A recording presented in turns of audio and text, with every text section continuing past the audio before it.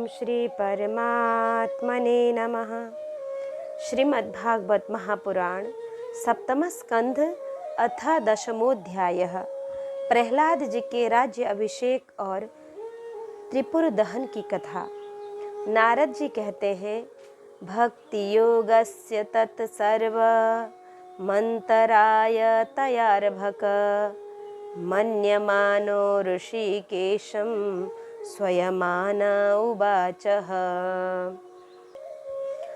प्रहलाद जी ने बालक होने पर भी यही समझा कि वरदान मांगना प्रेम भक्ति का विघ्न है, इसलिए कुछ मुस्कुराते हुए वे भगवान से बोले कि मां प्रलोभयोत्पत्त्यात् सक्तं कामेषु तैर्वरै तत्संग भीतु निर्विण्णो मुमुक्षुस्त्वमुपाश्रितः। प्रभु, मैं जन्म से ही विषय भोगों में आसक्त हूँ। अब मुझे इन वरों के द्वारा आप लुभाए नहीं। मैं उन भोगों के डर से, संग के डर से उनके द्वारा होने वाली तीव्र वेदना का अनुभव कर उनसे छूटने की अभिलाषा से ही आपकी शरण में आया हूँ। भगवान, मुझ में भक्त के लक्षण हैं या नहीं, यह जानने के लिए आपने अपने भक्तों को वरदान मांगने की ओर प्रेरित किया है। ये विषय भोग हृदय की गांठ को और भी मजबूत करने वाले तथा बार बार जन्म मृत्यु के चक्कर में डालने वाले हैं। जगत गुरु, परीक्षा के सिवा ऐसा कहने का कोई कारण नहीं दिखता, क्योंकि आप परम दयालु हैं। अपने भक्तों को भोगों में फंसाने वाला वर कैसे दे सकते हैं? आपसे जो सेवक अपनी कामनाएं पूर्ण करना चाहता है वह सेवक नहीं, वह तो लेन देन करने वाला निरा बनिया है। जो स्वामी से अपनी कामनाओं की पूर्ति चाहता है वह सेवक नहीं, और जो सेवक से सेवा करवाने के लिए, उसका स्वामी बनने के लिए उनकी कामनाएं पूर्ण करता है वह स्वामी नहीं। मैं आपका निष्काम सेवक हूँ और आप मेरे निरपेक्ष स्वामी हैं। जैसे राजा और उसके सेवकों का प्रयोजनवश स्वामी सेवक का संबंध रहता है, वैसा तो मेरा और आपका संबंध है ही नहीं। मेरे वरदान शिरोमणे स्वामी, यदि आप मुझे मुहमागा वर देना ही चाहते हैं तो यह वर दीजिए कि मेरे हृदय में कभी किसी कामना का बीज अंकुरित न हो। हृदय में किसी कामना के उदय होते ही इंद्रिय, मन, प्राण, देह, धर्म और धैर्य, बुद्धि, लज्जा, श्री, तेज, स्मृति और सत्य, ये सब के सब नष्ट हो जाते हैं। हे कमल नयन, जिस समय मनुष्य अपने मन में रहने वाली कामनाओं का परित्याग कर देता है, उसी समय वह भगवत रूप को प्राप्त कर लेता है। भगवान, आपको नमस्कार है। आप सबके हृदय में विराजमान उदार शिरोमणि स्वयं पर ब्रह्म परमात्मा है। अद्भुत नृसिंह रूप धारे श्री हरि के चरणों में मैं बारंबार नमस्कार प्रणाम करता हूँ। नृसिंह भगवान ने कहा, नैकांतिनो में मही जात विहाशिष आशा सते मूत्र चये भवद विधा अथापि मन्वन्तरमेत तत्र दैत्येशुराणामनुभुंक्ष भोगान्। प्रहलाद, तुम्हारे जैसे मेरे एकांत प्रेमी इस लोक अथवा परलोक के किसी भी वस्तु के लिए कभी कोई कामना नहीं करते। फिर भी अधिक नहीं, केवल एक मनवंतर तक मेरी प्रसन्नता के लिए तुम इस लोक में दैत्याधिपतियों के समस्त भोग स्वीकार कर लो। समस्त प्राणियों के हृदय में यज्ञों के भोक्ता स्वरूप के रूप में, समस्त प्राणियों के हृदय में यज्ञों के भोक्ता ईश्वर के रूप में मैं ही विराजमान हूँ। तुम अपने हृदय में मुझे देखते रहना और मेरी लीलाएं कथाएं जो तुम्हें अत्यंत प्रिय हैं सुनते रहना। समस्त कर्मों के द्वारा मेरी ही आराधना करना और इस प्रकार अपने प्रारब्ध कर्म का क्षय कर देना। भोग के द्वारा पुण्य कर्मों के फल और निष्काम पुण्य कर्मों के द्वारा पाप का नाश करते हुए समय पर शरीर का त्याग करके समस्त बंधनों से मुक्त होकर तुम मेरे पास आ जाओगे। देवलोक में भी लोग तुम्हारे विशुद्ध कृति का गान करेंगे। तुम्हारे द्वारा की हुई मेरी इस स्तुति को जो मनुष्य कीर्तन करेगा और साथ ही मेरा और तुम्हारा स्मरण भी करेगा, वह समय पर कर्मों के बंधन से मुक्त हो जाएगा। प्रहलाद जी ने कहा, वरम वरय तत् ते वरदेशान् महेश्वर यदन्निन्दत पिता मे त्वात् माँ विद्वांस तेज ईश्वरम। महेश्वर, आप वर देने वालों के स्वामी हैं। आपसे मैं एक वर और मांगता हूँ। मेरे पिता ने आपके ईश्वरीय तेज को और सर्वशक्तिमान चराचर गुरु स्वयं आपको न जानकर आपकी बड़ी निंदा की है। इस विष्णु ने मेरे भाई को मार डाला। ऐसी मिथ्या दृष्टि रखने के कारण पिताजी क्रोध के वेग को सहन करने में असमर्थ हो गए थे। इसी से उन्होंने आपका भक्त होने के कारण मुझसे भी द्रोह किया। दीन बंधु, यद्यपि आपकी दृष्टि पड़ते ही वे पवित्र हो चुके, फिर भी मैं आपसे प्रार्थना करता हूँ कि उस जल्दी नाश न होने वाले दुस्तर दोष से मेरे पिता शुद्ध हो जाएं। श्री नृसिंह भगवान ने कहा, निष्पाप प्रहलाद, तुम्हारे पिता स्वयं पवित्र होकर तर गए। इसकी तो बात ही क्या है। यदि उनकी 21 पीढ़ियों के पितर होते तो उन सब के साथ वे भी तर जाते, क्योंकि तुम्हारे जैसा कुल को पवित्र करने वाला पुत्र उनको प्राप्त हुआ। मेरे शांत समदर्शी और मुख से सदाचार पालन करने वाले प्रेमी भक्तजन जहाँ जहाँ निवास करते हैं, वे स्थान चाहे कीकट की हुई क्यों न हो, वह स्थान कीकट की ही क्यों न हो, पवित्र हो जाती है। दैत्यराज, मेरे भक्ति भाव से जिनकी कामनाएं नष्ट हो गई हैं, वे सर्वत्र आत्मभाव हो जाने के कारण छोटे बड़े किसी भी प्राणी को किसी भी प्रकार से कष्ट नहीं पहुंचाते।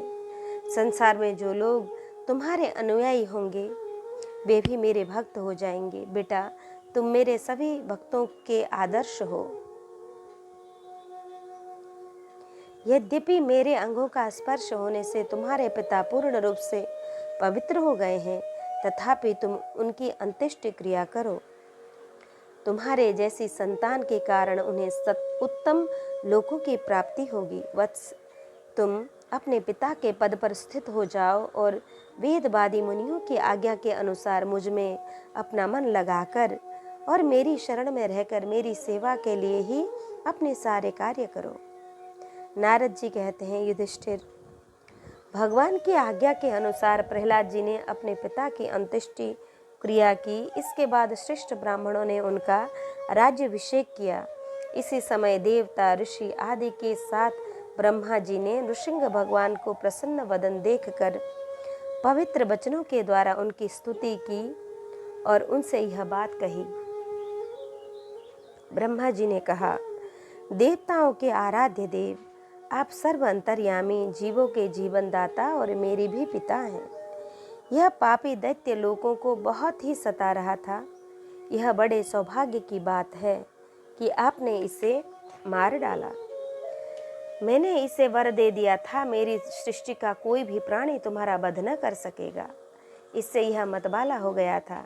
तपस्या, योग और बल के कारण उच्छृंखल होकर उसने वेद विधियों का उच्छेद कर दिया था। यह भी बड़े सौभाग्य की बात है कि इसके पुत्र परम भागवत शुद्ध हृदय नन्हे से शिशु प्रहलाद को आपने मृत्यु के मुख से छुड़ा दिया, तथा यह भी बड़े आनंद और मंगल की बात है कि वह अब आपकी शरण में है। भगवान, आपके इस नृसिंह रूप का ध्यान जो कोई एकाग्र मन से करेगा, उसे यह सब प्रकार के भयों से बचा लेगा। यहाँ तक कि मारने की इच्छा से आई हुई मृत्यु भी उसका कुछ न बिगाड़ सकेगी। श्री नृसिंह भगवान बोले, ब्रह्मा जी, आप दैत्य को ऐसा वर न दिया करें जो स्वभाव से ही क्रूर हैं। उनको दिया हुआ वर तो वैसा ही है जैसे सांपों को दूध पिलाना। नारद जी कहते हैं, युधिष्ठिर, नृसिंह भगवान इतना कहकर और ब्रह्मा जी के द्वारा की हुई पूजा को स्वीकार करके वहीं अंतर्ध्यान समस्त प्राणियों के लिए अदृश्य हो गए। इसके बाद प्रहलाद जी ने भगवत स्वरूप ब्रह्मा शंकर की तथा प्रजापति और देवताओं की पूजा करके उन्हें माथा टेक कर प्रणाम किया। तब शुक्राचार्य आदि मुनियों के साथ ब्रह्मा जी ने प्रहलाद जी को समस्त दानव और दैत्यों का अधिपति बना दिया। फिर ब्रह्मादि देवताओं ने प्रहलाद का अभिनंदन किया और उन्हें शुभाशीर्वाद दिए। प्रहलाद जी ने भी यथा योग्य सबका सत्कार किया और वे लोग अपने अपने लोक को चले गए। युधिष्ठिर, इस प्रकार भगवान के वे दोनों पार्षद जय और विजय दीति के पुत्र दैत्य हो गए थे। वे भगवान से बैर भाव रखते थे। उनके हृदय में रहने वाले भगवान ने उनका उद्धार करने के लिए उन्हें मार डाला। ऋषियों के शाप के कारण उनकी मुक्ति नहीं हुई। वे फिर से कुंभकर्ण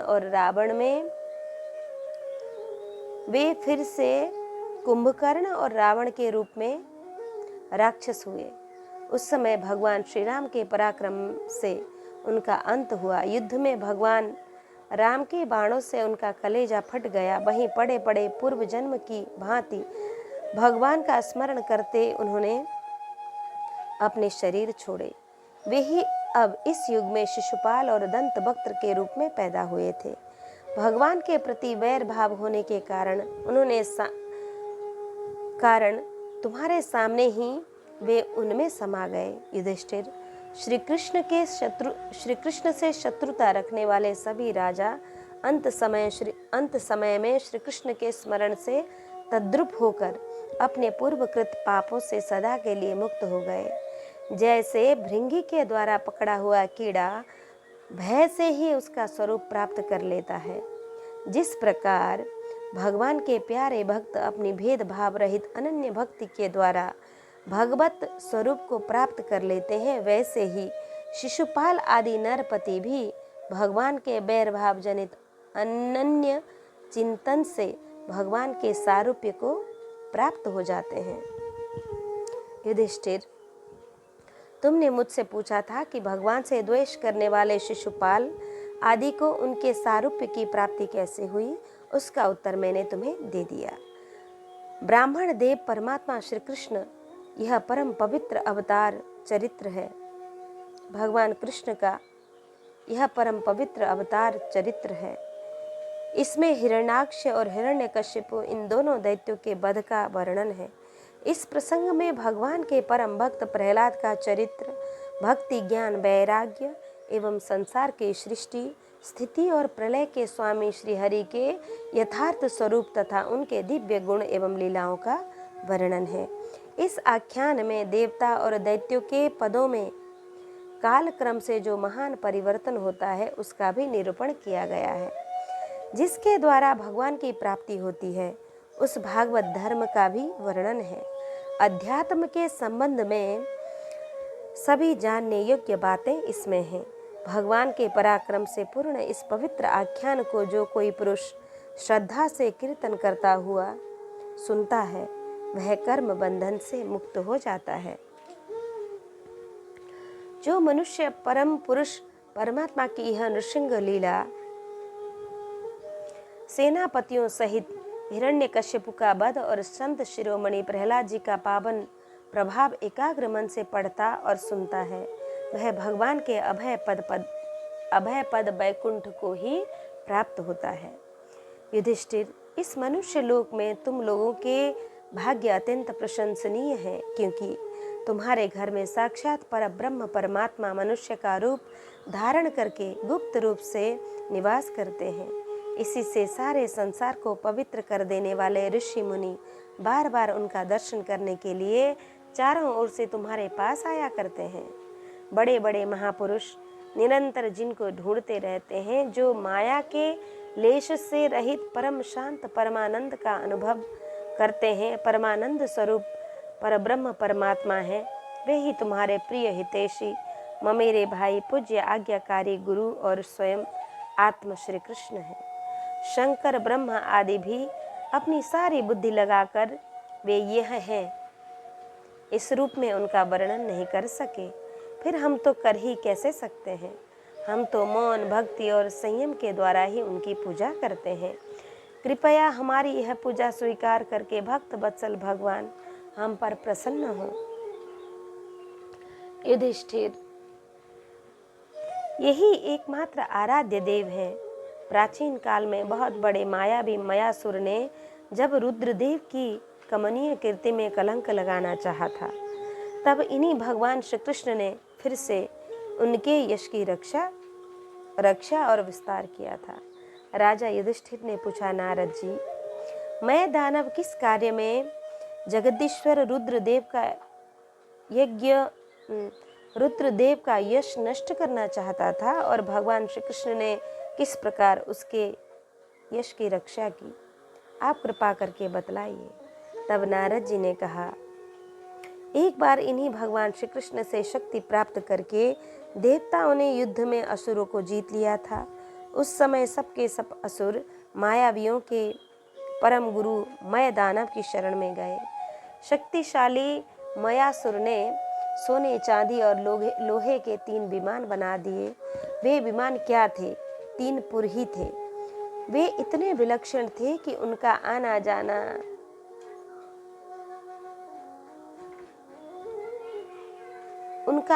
जाना जान नहीं पड़ता था।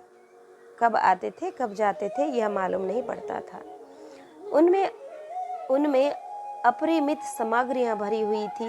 युधिष्ठिर, दैत्य सेनापतियों के मन में तीनों लोक और लोकपतियों के प्रति बैर भाव तो था ही। अब उसकी याद करके उन तीनों विमानों के द्वारा वे उनमें छिपे रहकर सबका नाश करने लगे। तब लोकपालों के साथ सारी प्रजा भगवान शंकर की शरण में गई और उनसे प्रार्थना की कि प्रभु, त्रिपुर में रहने वाला असुर हमारा नाश कर रहे हैं। हम आपके हैं, अतः देवादिदेव आप हमारी रक्षा कीजिए। उनकी प्रार्थना सुनकर भगवान शंकर ने कृपापूर्ण शब्दों में कहा, डरो मत। फिर उन्होंने अपने धनुष पर बाण चढ़ाकर तीनों पुरों पर छोड़ दिया।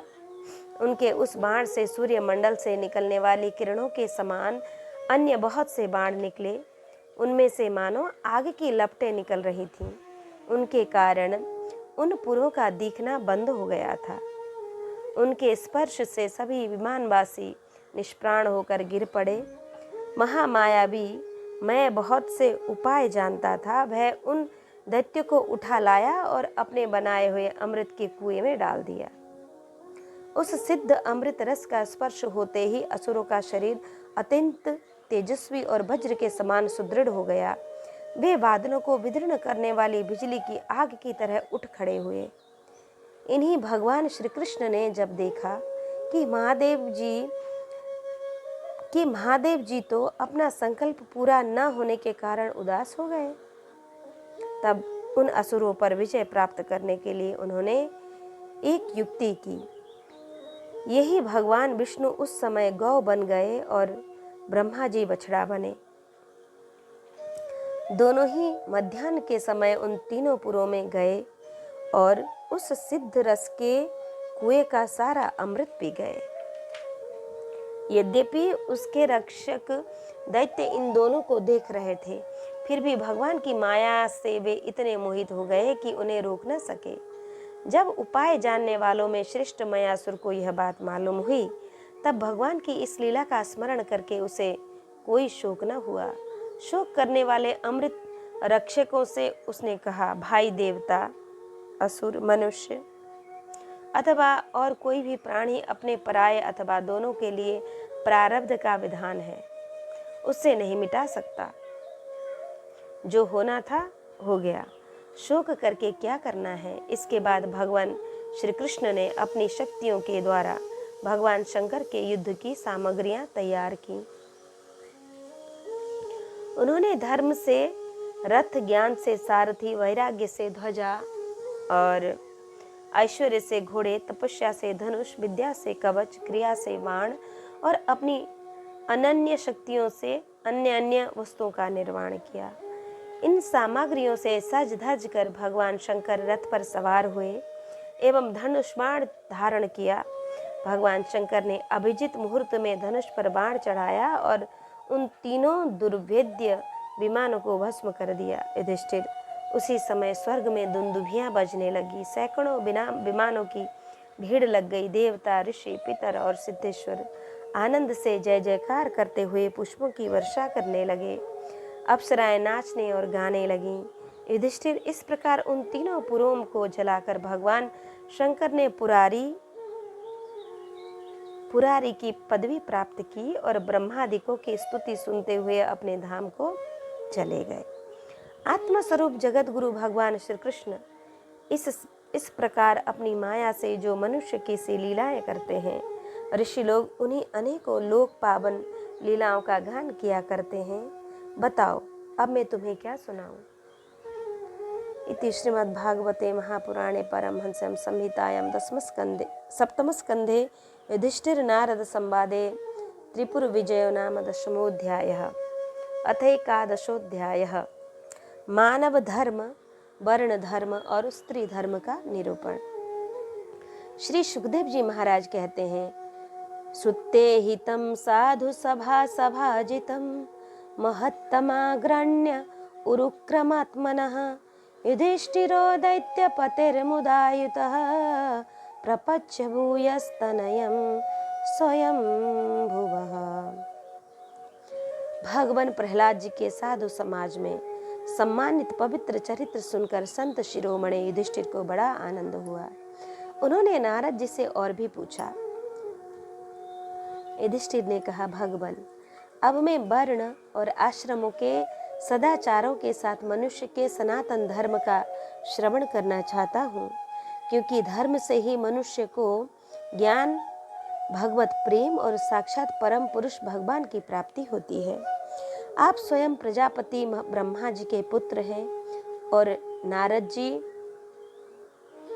आप स्वयं प्रजापति ब्रह्मा जी के पुत्र हैं। नारद जी, आपकी तपस्या, योग एवं समाधि के कारण वे अपने दूसरे पुत्रों की अपेक्षा आपका अधिक सम्मान भी करते हैं।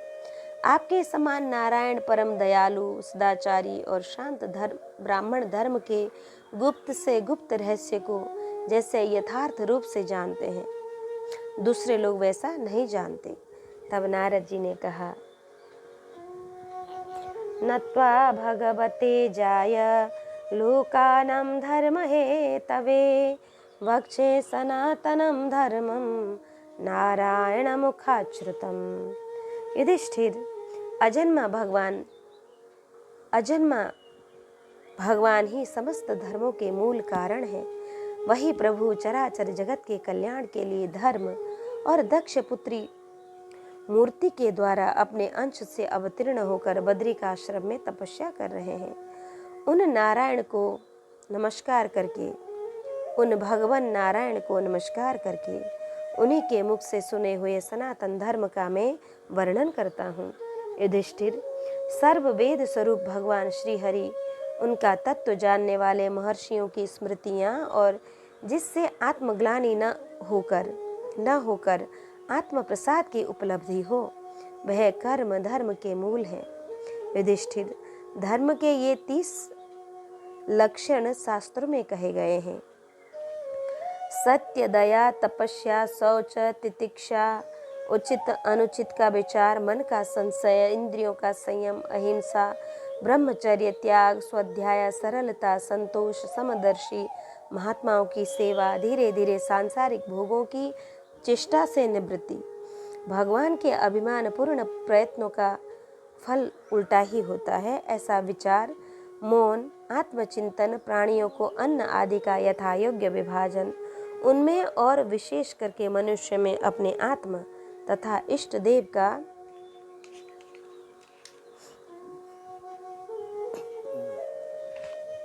भाव, संतों के परम आश्रय भगवान श्री कृष्ण के नाम गुण लीला का श्रवण, कीर्तन, स्मरण, उनकी सेवा, पूजा और नमस्कार, उनके प्रति दास्य, सख्य और आत्मसमर्पण, यह 30 प्रकार का आचरण सभी मनुष्य का परम धर्म है। इसके पालन से सर्वात्मा भगवान प्रसन्न होते हैं। धर्मराज, जिनके वंश में अखंड रूप से संस्कार होते आए हैं और जिन्हें ब्रह्मा जी ने संस्कार के योग्य स्वीकार किया है उन्हें द्विज कहते हैं। जन्म और कर्म से शुद्ध द्विजों के लिए यज्ञ, अध्ययन, दान और ब्रह्मचर्य आदि आश्रमों के विशेष कर्मों का विधान है। अध्ययन, अध्यापन, दान, लेना देना और यज्ञ करना कराना, ये 6 कर्म ब्राह्मण के हैं।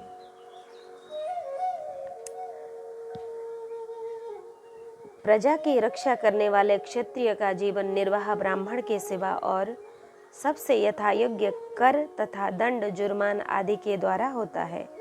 वैश्य को सर्वदा ब्राह्मण वंश का अनुयायी रहकर गोरक्षा, कृषि एवं व्यापार के द्वारा अपनी जीविका चलानी चाहिए। शूद्र का धर्म है दुजातियों की सेवा, उनकी जीविका का निर्वाह उसका स्वामी करता है। ब्राह्मण के जीवन निर्वाह के साधन 4 प्रकार के हैं: वार्ता, शालीन, यायावर और शिलोच्छन।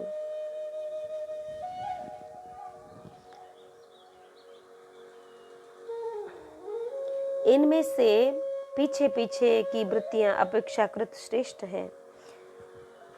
निम्न वर्ण का पुरुष बिना आपत्ति काल के उत्तम वर्ण की वृत्तियों का अवलंबन न करे। क्षत्रिय दान लेना छोड़कर ब्राह्मण की शेष 5 वृत्तियों का अवलंबन ले सकता है। आपत्ति काल में सब वृत्तियों को स्वीकार कर सकते हैं। आपत्ति काल में सभी सब वृत्तियों को स्वीकार कर सकते हैं।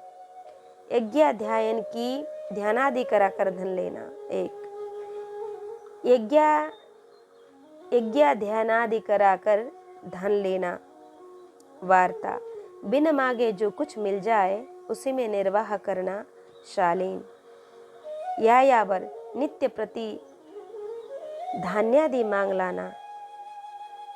किसान के खेत काटकर अन्न घर को ले जाने पर पृथ्वी पर जो कण पड़े रह जाते हैं उन्हें शिल तथा बाजार में पड़े हुए अन्न के दानों को उच्छ कहते हैं। शिलोच्छन, उस शील और उच्छन को बीन कर अपना निर्वाह करना शिलोच्छन वृत्ति है। ये 4 धर्म ब्राह्मण के हैं। वृत्त, अमृत, मृत, प्रमृत और सत्यानृत, इनमें से किसी भी वृत्ति का आश्रय लें, परंतु श्वान वृत्ति का अवलंबन कभी न करें। बाजार में पड़े हुए अन्न उच्च तथा खेतों में पड़े हुए अन्न शील को बीनकर शिलोच्छ वृत्ति से निर्वाह करना वृत्त है। बिन मांगे जो कुछ मिल जाए उसी आयाचित शालीन वृत्ति के द्वारा जीवन निर्वाह करना अमृत है।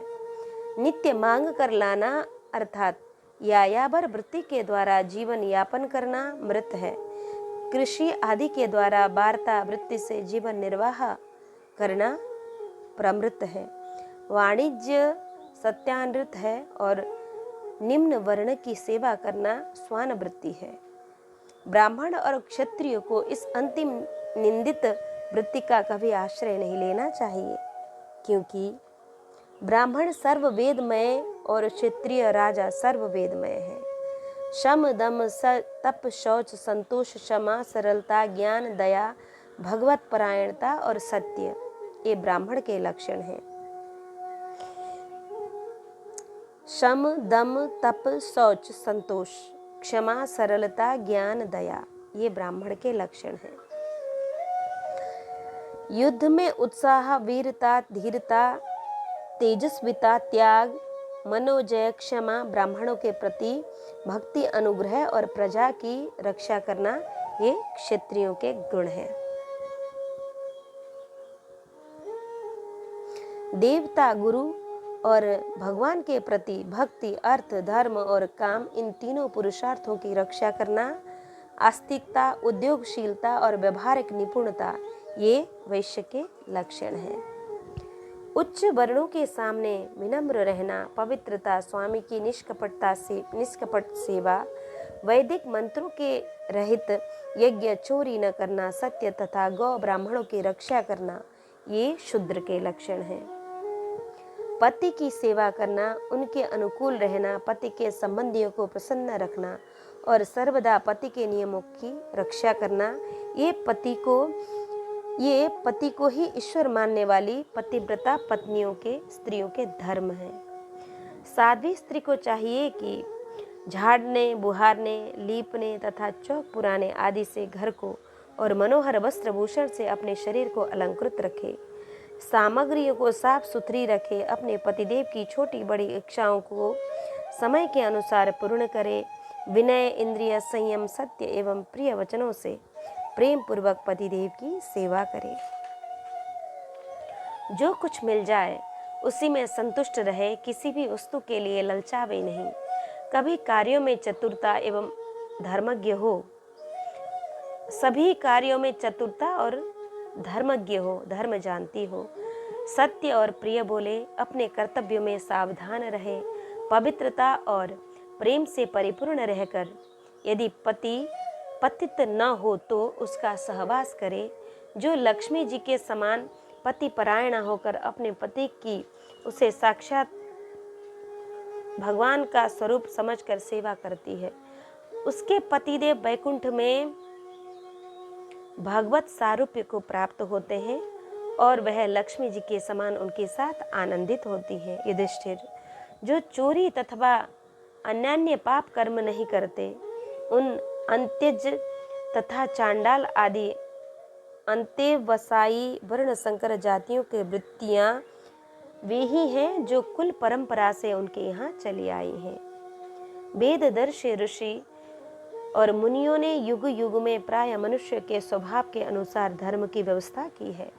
वही धर्म उनके लिए इस लोक और परलोक में कल्याणकारी है। जो स्वाभाविक वृत्ति का आश्रय लेकर अपने धर्म का पालन करता है, वह धीरे धीरे उन स्वाभाविक कर्मों से भी ऊपर उठ जाते हैं और गुणातीत हो जाते हैं। महाराज, जिस प्रकार बार बार बोने से खेत स्वयं ही शक्तिहीन हो जाती है और उसमें अंकुर उगना बंद हो जाता है, यहाँ तक कि उसमें बोया हुआ बीज भी नष्ट हो जाता है, उसी प्रकार यह चित्त जो वासनाओं का खजाना है, विषयों का अत्यंत सेवन करने से ही स्वयं ही उब जाता है, परंतु स्वल्प भोगों से ऐसा नहीं होता। जैसे एक एक बूंद घी डालने से आग नहीं बुझती, परंतु एक ही साथ अधिक घी पड़ जाए तो वह बुझ जाती है। जिस पुरुष के वर्ण को बतलाने वाला जो लक्षण कहा गया है, वह यदि दूसरे वर्ण वाले में भी मिले तो उसे भी उसी वर्ण का समझना चाहिए। इति श्रीमद्भागवते महापुराणे पारमहंस्यां संहितायां सप्तमस्थ द्वादशोऽध्यायः ब्रह्मचर्य और वानप्रस्थ आश्रमों के नियम। नारद जी कहते हैं, ब्रह्मचारी गुरुकुले वसन्दान्तो गुरोर्हितम् आचरन् दास वन्नीचो गुरो सुदृढ़ सौहृदः। धर्मराज, गुरुकुल में निवास करने वाला ब्रह्मचारी अपनी इंद्रियों को वश में रखकर दास के समान अपने को छोटा माने, गुरुदेव के चरणों में सुदृढ़ अनुराग रखे और उनके हित के कार्य करता रहे। सायंकाल और प्रातःकाल गुरु, अग्नि, सूर्य और श्रेष्ठ देवताओं की उपासना करे और मौन होकर एकाग्रता से गायत्री का जप करता हुआ दोनों समय की संध्या करे। गुरु जी जब बुलावें तभी पूर्णतया अनुशासन में रहकर उनसे वेदों का स्वाध्याय करे। पाठ के प्रारंभ और अंत में उनके चरणों में सिर टेक कर प्रणाम करे। शास्त्र की आज्ञा के अनुसार मेखल, मृगचर्म, वस्त्र, जटा, दंड, कमंडलु, यज्ञ, पवित्र हाथ में कुश धारण करे। सायंकाल और प्रातःकाल भिक्षा मांग कर लावे और उसे गुरु जी को समर्पित कर देवे। वे आज्ञा दें तब भोजन करे और यदि कभी आज्ञा न दें तो उपवास कर ले। अपने शील की रक्षा करे, थोड़ा खाए, अपने काम को निपुणता के साथ करे, श्रद्धा रखे और इंद्रियों को अपने वश में रखे। स्त्री और स्त्रियों के वश में रहने वालों के साथ जितनी आवश्यकता हो उतना ही व्यवहार करे। जो गृहस्थ नहीं है और जो ब्रह्मचर्य का व्रत लिए हुए हैं, उसे स्त्रियों की चर्चा से अलग ही रहना चाहिए। इंद्रियां बड़ी बलवान हैं, ये प्रयत्न पूर्वक साधन करने वालों के मन को क्षुब्ध करके खींच लेती हैं। युवक ब्रह्मचारी युवती गुरु पत्नियों से बाल सुलझवाना, शरीर मलवाना, स्नान करवाना, उबटन लगवाना इत्यादि कार्य न करावे। स्त्रियां आगे के समान, उस वक्त स्त्रियां आग के समान हैं और पुरुष घी के घड़े के समान। एकांत में तो अपनी कन्या के साथ भी न रहना चाहिए। जब वह एकांत में न हो तब भी आवश्यकता के अनुसार ही उसके पास रहना चाहिए। जब तक यह जीव आत्म साक्षात्कार के द्वारा इन देह और इंद्रियों को प्रतीति मात्र निश्चय करके स्वतंत्र नहीं हो जाता, तब तक मैं पुरुष हूँ और यह स्त्री है, यह द्वैत नहीं मिटता। और तब तक यह भी निश्चित है कि ऐसे पुरुष यदि स्त्री के संसर्ग में रहेंगे तो उनमें भोग्य बुद्धि हो ही जाएगी। ये सब शील रक्षादि गुण गृहस्थ के लिए और सन्यासी के लिए भी विहित है। गृहस्थ के लिए गुरुकुल में रहकर गुरु की सेवा शुश्रूषा वैकल्पिक है, क्योंकि ऋतु गमन के कारण उसे वहां से अलग भी होना पड़ता है। जो ब्रह्मचर्य का व्रत धारण करे उन्हें चाहिए कि वे सुरमा या तेल न लगावे, उबटन न मले, स्त्रियों के चित्र न बनावे, मांस और मद्य से कोई संबंध न रखे, फूलों के हार, इत्र, फुलेल, चंदन और आभूषणों का त्याग कर दे। इस प्रकार गुरुकुल में निवास करके द्विजाति को अपनी शक्ति और आवश्यकता के अनुसार वेद, उनके अंग, शिक्षा, कल्प आदि और उपनिषदों का अध्ययन तथा ज्ञान प्राप्त करना चाहिए। फिर यदि सामर्थ्य हो तो गुरु को मुहमागी दक्षिणा देनी चाहिए। इसके बाद उनकी आज्ञा से गृहस्थ वानप्रस्थ अथवा संन्यास आश्रम में प्रवेश करे या आजीवन ब्रह्मचर्य का पालन करते हुए उसी आश्रम में रहे। यद्यपि भगवान स्वरूपतः सर्वत्र एक रस स्थित है, अतएव उनका कहीं प्रवेश करना या निकलना नहीं हो सकता।